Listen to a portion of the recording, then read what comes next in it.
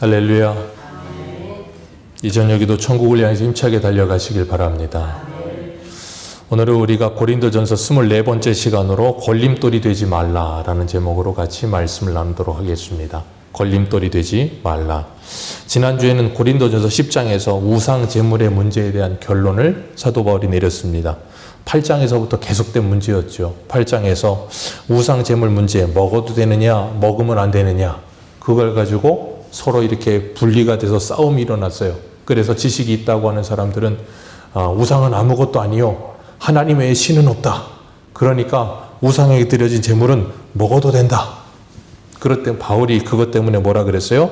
지식은 교만하게 하며 사랑은 덕을 세우느니라.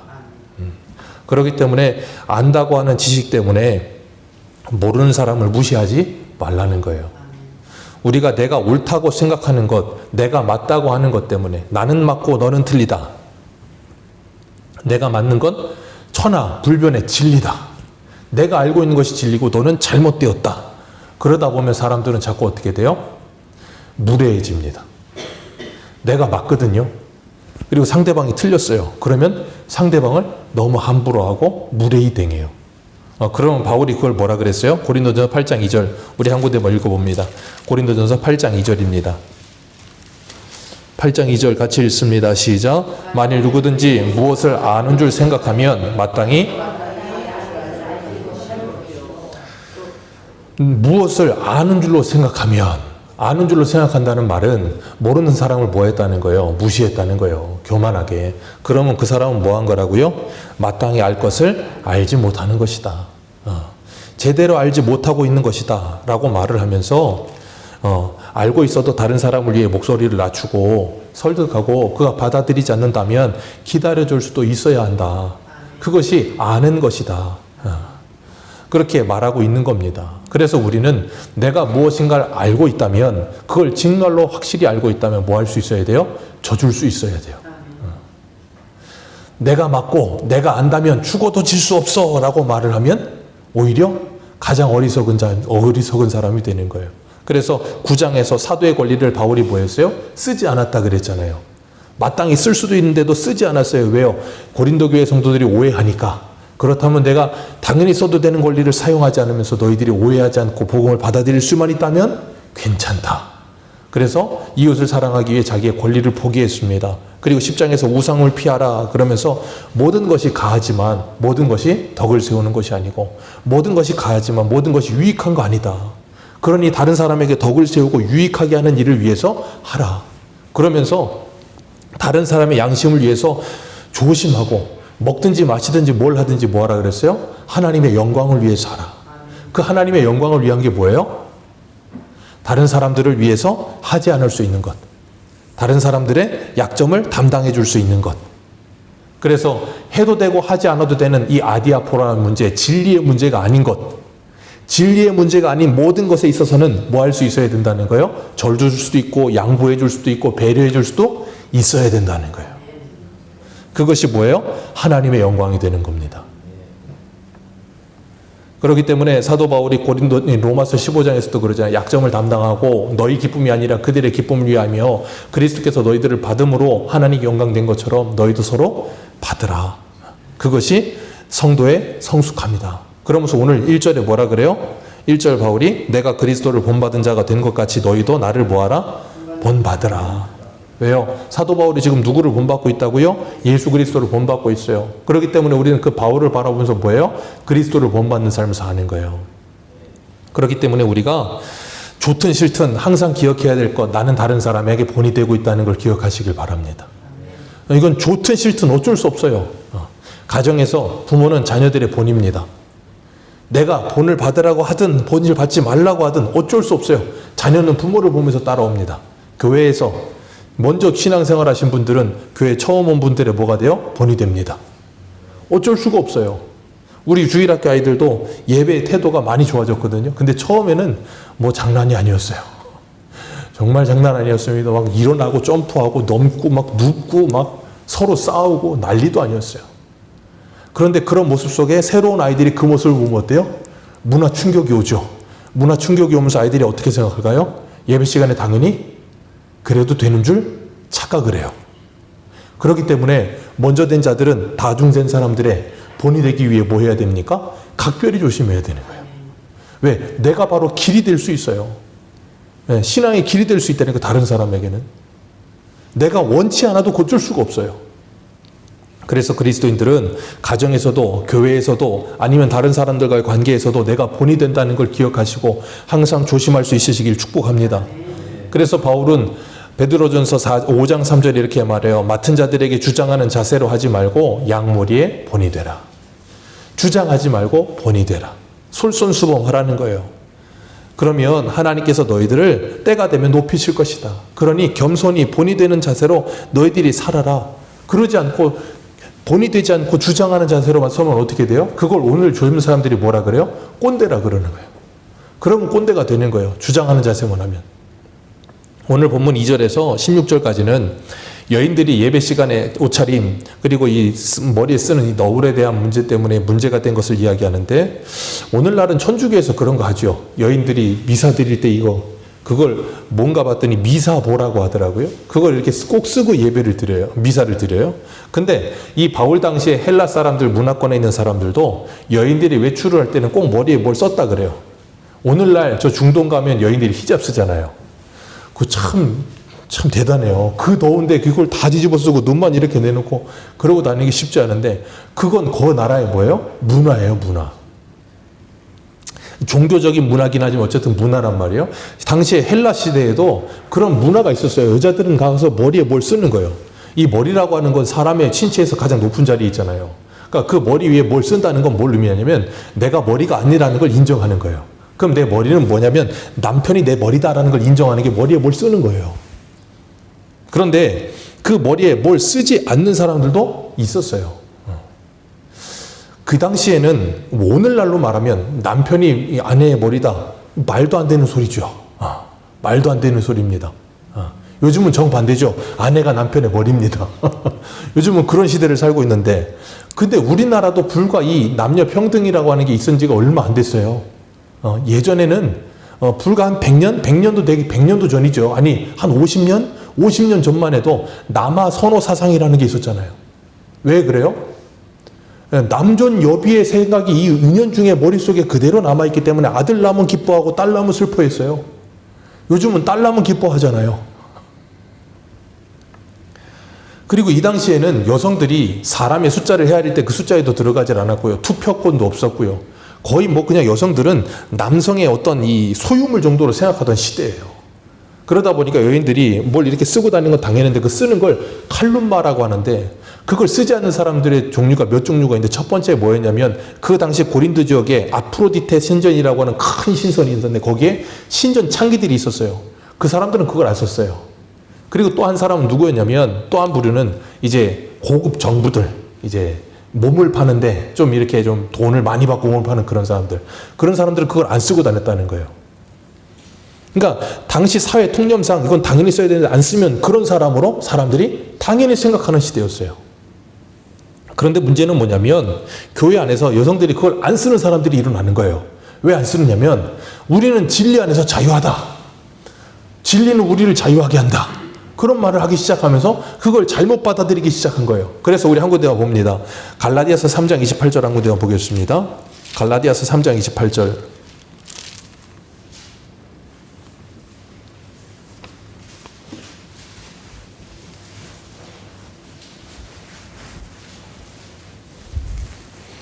갈라디아서 3장 28절.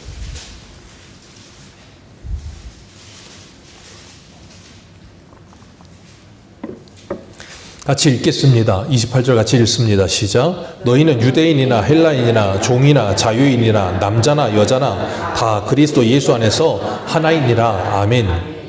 이 당시 유대인들에겐 이건 있을 수 없는 일입니다. 유대인하고 헬라인이 어떻게 하나가 됩니까? 그리고 남자와 여자가 어떻게 하나가 됩니까? 있을 수 없는 일이죠. 주인과 종이 어떻게 하나가 됩니까? 있을 수 없어요. 근데 예수 그리스도 안에서는 그것이 하나가 될 수 있다니까요. 2000년 전에 이 당시에 이런 말도 안 되는 소리를 교회 안에서는 가능하게 했었어요. 왜? 예수 그리스도 안에서 남자든 여자든 모두가 다 동일한 사람이니까, 그리고 하나님의 자녀이니까 이게 가능했단 말이에요. 근데 바울이 그게 가능하다고 해서 우리가 아무렇게 살아서는 안 된다는 걸 지금 이야기를 하는 거예요. 그러면서 뭐하냐면 2절에 이렇게 말해요. 너희가 오늘 본문 2절 너희가 모든 일에 나를 기억하고 또 내가 너희에게 전하여 주는 대로 그 전통을 너희가 지킴으로 너희를 칭찬하노라. 2절 말씀은 바울이 거의 립 서비스에 가깝습니다. 왜냐하면 고린도 교회가 바울 잘 기억 안 했고 바울이 말하는 전통 다 지키지도 않았어요.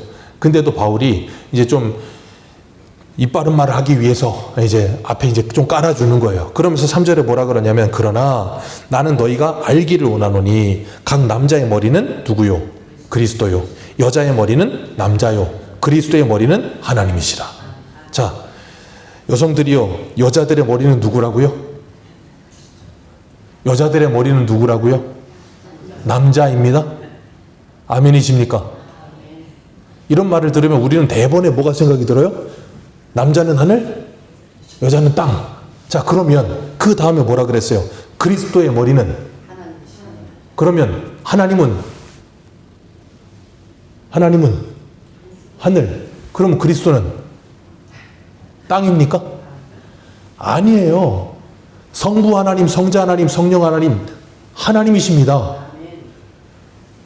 똑같은 한 분 하나님이세요. 그렇기 때문에 이걸 보면 남자의 머리는 여자의 머리는 남자요가 그런 의미를 가지고 한 말이 아니라는 걸 우리는 금방 알 수 있어야 되는 거예요. 그러면 왜 이런 말을 하는가 하면 하나님의 창조 질서상 그렇다라는 걸 말하고 있는 거예요. 그래서 뒤에 바울이 그 이야기를 할 겁니다. 그렇기 때문에 바울이 뭘 이야기하냐면 하나님이 만드신 질서 속에 여자를 먼저 만들지 않고 남자를 먼저 만드셨다. 그 창조 질서상 이렇기 때문에 우리가 그걸 뭐 하자는 거예요? 인정하자는 거지. 여자가 열등하고 남자가 우월하다는 말을 하고 있는 게 아니라는 거예요. 그렇기 때문에 그 질서상 그리스도의 머리는 누구다? 하나님이시다. 그렇게 이야기하는 거예요. 그러면서 뭘 이야기하는 거예요? 4절 말씀 같이 읽겠습니다. 시작. 물은 남자로서 머리에 무엇을 쓰고 기도나 예언을 하는 자는 그 머리를 머리에 뭘 쓰는 건 누구만 썼다고요? 여인들만이요. 근데 남자가 그 머리에 뭘 썼다는 거예요. 그럼 그거 뭐 했다는 거예요? 자기의 머리를 가렸다는 거 아닙니까? 그건 뭐 하는 거예요? 자기의 머리를 욕되게 하는 것이요. 그 머리가 누군데요? 예수 그리스도. 남자의 머리는 그리스도니까. 그리스도를 욕되게 하는 거라는 거예요. 그러니까 여자들이 쓰는 걸 남자가 썼다는 거예요. 그건 다시 바꿔 말하면 이 남자가 지금 누굴 흉내내는 거예요? 여자를 흉내내는 거예요. 그러니까 그것은 남자로서 남자다움을 잃어버리고 여자다움을 찾아가는 거, 그거 뭐라 그래요 오늘날은? 동성애. 그게 곧 뭐라고요? 머리 대신 그리스도를 욕되게 하는 것이다 라고 말하고 있는 거예요. 그렇기 때문에 이 당시 사회관념상 여자들이 이걸 써야 되는 건 당연한데 안 쓰는 건 누구만 썼다고요? 신전창기와 몸을 파는 여인들. 그런데 교회 안에서 여인들이 우리는 그리스도 안에서 자유하다. 남자들도 안 쓰는데 우리가 써야 되냐? 그런 사람이 다 있지는 않지만 개중에 몇이 있었어요. 그런 사람들이 그렇게 말을 하고 우린 자유다 그러면 어떻게 돼요? 그런 사람들이 교회에 우르르 몰려다니면 뭐라 그러겠어요? 저 교회 저거 이상한 데라고. 영 안 좋은 사람들 다니는 데라고 그렇게 말할 거 아닙니까? 그래서 10장 23절 같이 봅니다. 10장 23절 24절 다시 한번 읽습니다. 시작. 모든 것이 가하나 모든 것이 유익한 것이 아니요 모든 것이 가하나 모든 것이 덕을 세우는 것이 아니니 누구든지 자기 유익을 구하지 말고 남의 유익을 구하라. 자기 유익을 구하지 말고 남의 유익을 위해 뭐해라? 써라. 이걸 쓰지 않는 거 중요하지 않다. 그런데 그것 때문에 하나님의 영광이 가리워지고 다른 사람들이 오해를 하고 교회와 공동체가 잘못된 인식을 가지게 된다면 그건 뭐 한 거예요? 잘못된 거 아니냐. 그러니 그것을 쓰라는 거예요. 당시 통념상 써야 된다면 쓰라는 거예요. 그건 아무 문제가 안 돼요. 왜? 지금 여성분들 중에 그거 쓰시는 분 있습니까? 없습니까? 없습니다. 시간 지나면 다 해결이 돼요. 근데 그걸 꼭 그 자리에서 우리는 그리스도 안에서 자유하다 그러면서 나가자 싸우자 이기자 그러면서 우리도 평등하다 그러면 된다고요? 안 된다고요? 그러니까 저 서울의 동덕여대에서 그렇게 막 낚아칠해놓고 여자애들이 누워있으면 된다고요? 안 된다고요? 그러는 거 아닌 거 아니라고요.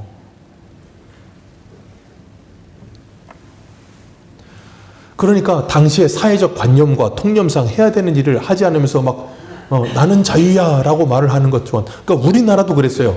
예전에 90년대에 이쁘장한 남자 가수 하나가 치마 바지 입고 나와가지고 치마 바지 입고 나와가지고 텔레비에서 그냥 춤추고 그래갖고 그 한동안 남자애들이 정말 그거 정말 꼴불견이도 그런 꼴불견이 없어요.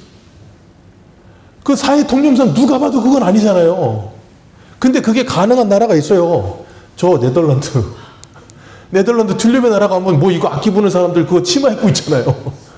거기 가서 하면 돼요. 거기 뭔가 뭐 그런 말 있잖아요. 로마에 가면 로마의 법을 따라라. 그게 맞는 거예요. 그 사람 관습이고 문화니까 그 정도는 인정해 줄 수 있는 거예요. 근데 그거 우리나라에 와서 아무도 인정하지 않는 거 여기서 치마 입고 있으면 제정신 아닌 사람 되는 거예요. 그러니까 이 당시 성통념상 여자들 이거 쓰는 게 당연한 건데 안 쓰면 그런 눈쪽으로 보는 것과 똑같은 거예요. 그러니 뭐 하지 말라는 거예요? 그런 일은 하지 말라는 거예요. 왜? 너를 위해서가 아니고 다른 사람들을 위해서. 그래서 32절 고린도전서 10장 32절 같이 읽습니다. 32절 시작.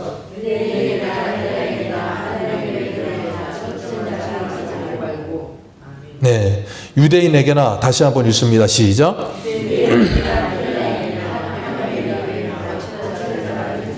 이 말씀이 오늘 본문의 제목이에요. 걸림돌이 되지 마라.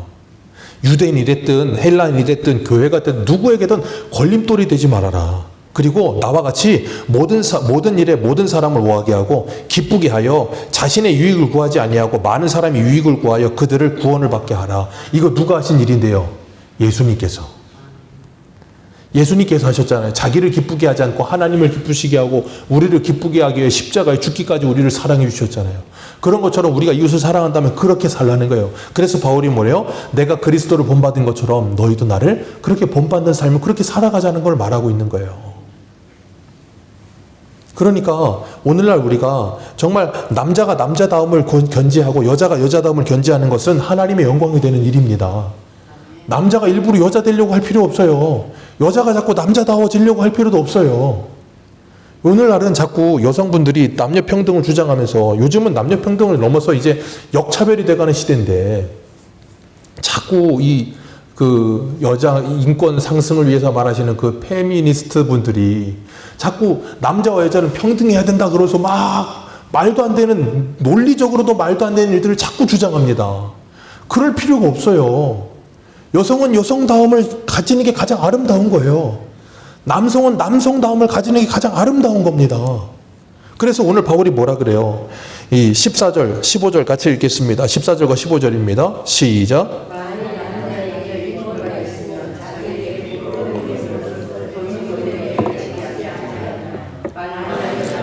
긴 머리가 있으면 자기에게 영광이 되나니 긴 머리는 가리는 것을 대신하여 주셨기 때문이라. 아멘. 남자가 긴 머리가 있으면 자기에게 부끄러움이 되지 않느냐. 본성적으로 그러지 않느냐. 요즘 시대에는 좀 덜하긴 하지만 그래도 우리나라 전체 평균상 남자가 여자보다 머리 긴 사람 많지 않습니다. 그죠? 남자도 머리 기는 사람 있어요. 요즘 시대는. 근데 여자도 쇼코트로 자르는 분도 있어요. 근데 평균을 내보면 거의 월등하게 여자들이 머리가 더 깁니다. 남자가 머리가 월등하게 짧아요. 왜 그럴까요? 하나님께 만드신 본성상 그렇다는 거예요.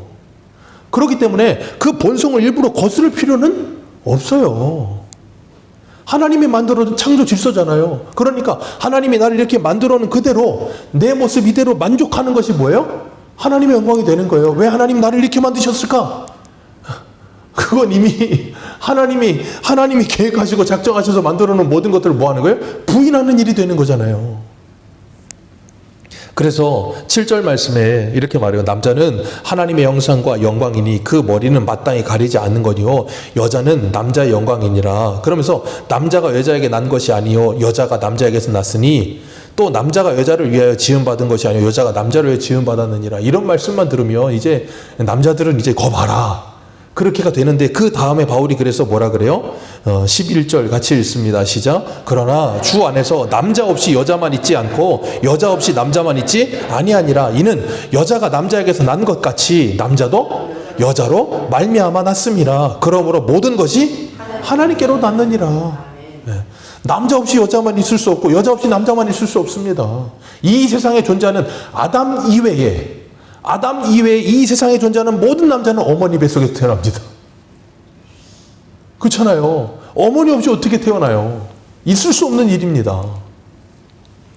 그렇기 때문에 우리가 이런 모습들을 보면서 하나님께서 우리에게 뭘 생각하라는 거예요? 13절입니다. 13절 시작.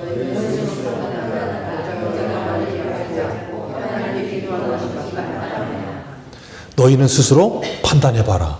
스스로 생각을 해보라는 거예요. 여자가 머리를 가지 않고 하나님께 기도하는 것이 마땅하겠느냐. 머리를 가리지 않고 기도하겠다 한다면 6절 말씀에 뭐라 그래요? 머리를 깎아버려라.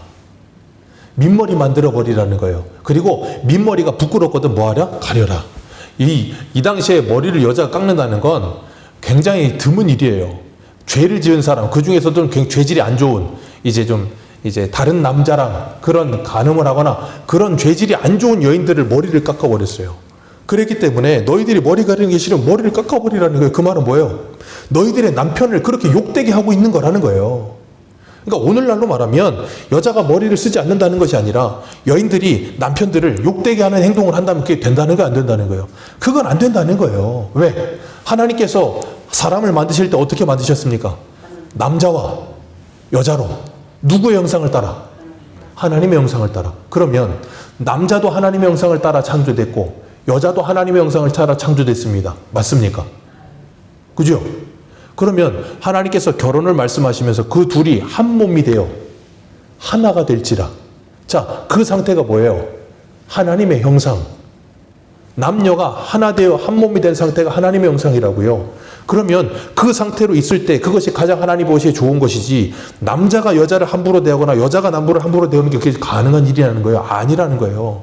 그러니까 이 당시에는 머리 쓰는 문제를 가지고 문화와 시대에 따라서 이런 말을 한 것이지만, 오늘날은 그것과는 다른 관점으로 볼 수도 있겠지만, 그렇게 하지 않더라 할지라도 다른 사람을, 내 배우자를 함부로 대하는 일이 있을 수 없다. 그러니 스스로 판단하라. 그리고 예배 시간에 예배 드리는데 너희들이 어떠한 모습으로 예배를 드려야 될지를 스스로 판단하라는 거예요. 그러니까 우리가 예배 드리러 옵니다. 그런데 여성분들이 예배 드리러 와서 이 짧은 치마를 입고 오고 가슴이 다 드러나는 이 옷을 입고 왔다고 생각해 보세요. 예배가 되겠습니까? 예배가 잘 안 되잖아요. 그건 있을 수가 없는 일이라고요. 왜? 상황과 환경에 맞지 않는 옷이잖아요. 그렇기 때문에 그런 건 있을 수가 없는 거예요. 그렇기 때문에 그러지 말라는 겁니다. 우리나라 문화상 모자 쓰는 거 예배 시간에 우리나라 문화상 맞지 않잖아요. 그죠? 그런데 우리 예전에 어떤 목사님이 예를 드셨는데, 본인이 미국에 이제 집회를 가셨어요. 근데 집회를 가는데 한인교회였는데 어떤 20대 남자 청년 아이가 이 앞쪽에 앉았는데 모자를 쓰고 이어폰을 쓰고 있더라는 거예요. 그래가지고 이 목사님이 굉장히 성격이 그러신 분인데 대번에 그냥 호통을 치셨어요. 그랬더니 이 남자애가 체험이 들어버린 거예요. 알고 봤더니 얘는 2세야. 그래갖고 한국말을 잘 못 알아들어. 그러니까 이 번역기를 낀 거예요. 설교를 듣기 위해서. 번역기를 낀 거였는데 그걸 모르고, 왜? 문화가 다르니까. 아니 예배 시간에 설교를 안 듣고 이 음악 듣는다고 생각하니까 호통을 친 거예요. 그래갖고 너무 미안했다는 거예요. 그러니까 우리가 이런 것들이 잘 커뮤니케이션 안 되면 어떻게 돼요? 오해가 일어날 수도 있는 거예요. 그러니까 될 수 있으면 뭐예요? 그 환경에 따라, 문화에 따라 잘 바꿀 수 있어야 되는 거예요. 목사가 이 설교할 때 앞에 서서 양복 입는 거, 자, 꼭 양복만 입어야 됩니까? 양복 안 입으면 설교 못 하나요? 저 아마존 밀림에 가면 선교사님들이 양복 입고 설교 못 합니다. 그 더운데 양복 입고 어떻게 설교합니까? 못 해요. 근데 우리나라는 아니잖아요. 양복은 왜 입습니까, 그러면? 가장 단정한 모습으로, 설교자가 설교함에 있어서 가장 단정한 모습으로 갖기 위해서 양복 입는 거예요. 예전에는 양복 아니고 가운 입었죠. 한동안 그래서 가운 안 입으면 단상에 못 올라가는 것처럼 그런 때가 있었어요. 근데 가운은 요즘은 안 입어요. 근데 양복은 입습니다. 근데 요즘 젊은 목사님들은 또 양복 안 입고 자꾸 티셔츠 입어도 막 다주도 풀고 입고. 그건 제가 약간 좀 생각이 옛날 사람이라 그런지 모르겠는데, 그건 좀 별로 안 이쁘더라고요. 깔끔해 보이진 않아. 그리고 또 어떤 목사님들은 넥타이를 안 매겠다고 이걸 로만 칼라 하는 분들이 있어요. 로만 칼라 해가지고 이렇게 신부님들 하는 거 있잖아요. 그걸 자꾸 입는 거예요. 그러니까 또 한쪽에서는 어떤 분들이 그래요. 아니 목사들이 왜 저런 걸 입냐, 신부들이 하는 거, 천주교 따라가는 거냐, 막 그래요. 그럼 또 그런 분들이 또 그래요. 아니 그게 아니고 넥타이 매기 귀찮아서. 아니 넥타이 요즘 찍찍이 잘 돼 있습니다, 이거. 저도 자크된 것만 써요. 이거 매기 귀찮아서. 아니 이거 쭉 밀면 자동으로 매기는데 이게 뭐가 귀찮다고 이걸 안 매요. 오해하잖아요. 그러면 뭐 하면 돼요? 아니, 넥타이 이렇게 자꾸 된 걸로 해주면 되는 거예요. 그리고 큰 교회에서 자꾸 여기다가 십자가 걸어놓고 이렇게 천 갖다 걸어놔요. 그럼 또 그걸 또 이제 어떤 분들은 저거 말이야, 저거 하는 건데 저거 따라 하는 거다, 막 그런단 말이에요. 그럼 그거 어떻게 하면 돼요? 당장 버리면 돼요. 저희 교회도 여기에 원로 목사님이 십자가 이쁘게 만들어 놓은 거 있어요. 지금도 창고에 있나 모르겠어요. 십자가 모양 그 지저스 해가지고 불 들어오는 거 있었어요. 근데 이제 십자가가 이제 히스기야의 누스탄처럼 우상이 될 수 있다. 띄워버리셨어요, 그냥. 그리고 여기 전서 그대로 남아있잖아요, 이렇게. 안 하면 되는 거예요. 달아도 되고 안 달아도 됩니다. 아무 문제가 없어요. 근데 누가 오해한다면 바울이 뭐라 그랬어요? 난 평생토록 고기도 먹지 않고 포도주도 안 먹겠다. 왜? 안 먹어도 아무 문제 없으니까. 진리의 문제가 전혀 아니니까. 그렇기 때문에 우리가 이 말씀을 가지고 13절 다시 한번 읽어봅니다. 13절입니다. 시작.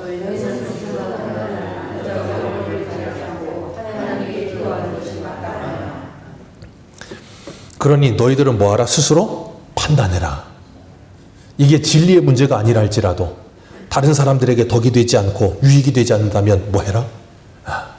하지 마라. 그게 성도의 성숙함이다.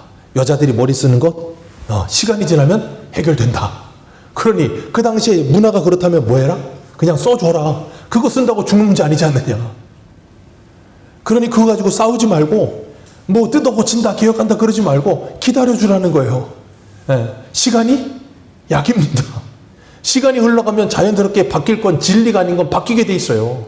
자연스럽게 바뀔 수 있어요. 근데 그걸 지금 당장 바꾸지 않으면 역사적 사명을 띠고 난 이거 안 바꾸면 나는 뭐 그냥 곧 죽을 사람인 것처럼 그럴 필요는 없다고요. 진리의 문제라면 그럴 수 있어요. 얼마든지. 근데 진리가 아닌 문제는 얼마든지 우리가 뭐 할 수 있어요? 타협할 수도 있고 양보해 줄 수도 있고 내가 좀 손해볼 수도 있어야 돼요. 그러다 보면 점점 바뀌어집니다. 우리가 정말 교회가 이 땅에서 하나님의 나라를 이루어가며 주님께서 교회됨의 가장 중요함이 뭐라 그러셨어요? 하나됨. 우리 한 군데 봅니다. 에베소서 한 군데 보세요. 에베소서 3장입니다.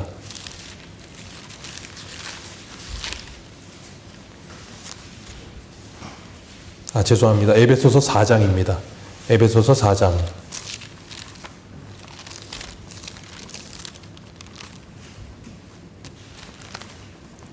에베소서 4장 3절. 4장 3절부터 읽어 내려갑니다. 시작. 평안에 매는 줄로 성령이 하나 되게 하신 것을 힘써 지키라. 몸이 하나요 성령도 한 분이시니 이와 같이 너희가 부르심의 한 소망 안에서 부르심을 받았느니라. 주도 한 분이시요 믿음도 하나요 세례도 하나요 하나님도 한 분이시니 곧 만유의 아버지시라. 만유 위에 계시고 만유를 통일하시고 만유 가운데 계시도다. 아멘. 그러니 계속 지금 뭘 말해요 바울이? 하나. 그러니 교회여 뭐하라? 하나가 되라. 그걸 어떻게 하라고요? 힘써 지켜라. 그러기 위해 뭐 하라고요? 헬라인이나 유대인이나 교회에 거치는 자가 되지 말고 걸림돌 되지 말고 뭐 해주어라? 디딤돌이 되어주어라. 나를 밟고 나를 지려 밟고 그 사람이 올라설 수만 있다면 그렇게 해주어라. 왜요? 하나 되기 위해서.